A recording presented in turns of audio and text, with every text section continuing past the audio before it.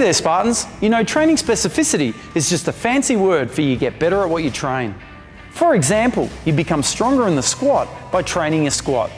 To increase the number of push-ups that you can do, you practice doing push-ups. Granted, the big ticket training movements like squats, deadlifts, push-ups and pull-ups will carry strength into other activities and exercises as well, but that's a topic for another day. What is interesting though, is that training effectively and really progressing your training to that next level is so much more than just choosing the right exercises. Because how you perform those exercises will inevitably make all the difference in the world.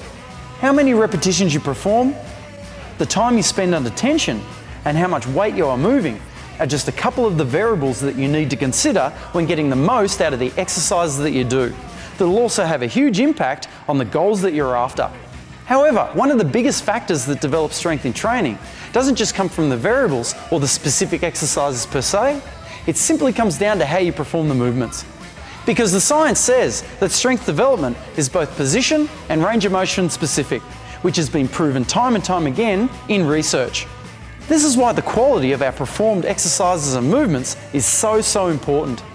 Otherwise, the poor technique or partial range of motion in our training, like in these push-ups, lunges, pull-ups, dips, or even in these rollouts, will limit our overall development and prevent us from ever reaching optimal results, or worse, lead to potential injury.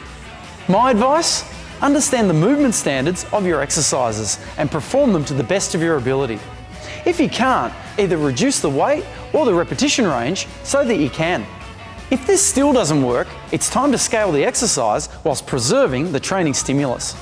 For example, change the angle of the push-up by working on a bar in the rack to reduce the load to a manageable level, or use your legs for assistance in this pull-up, or adjust your angle in these ring rollouts.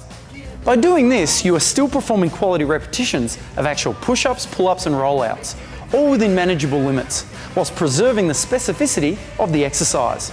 This way you'll transfer and develop strength relating to the actual exercise.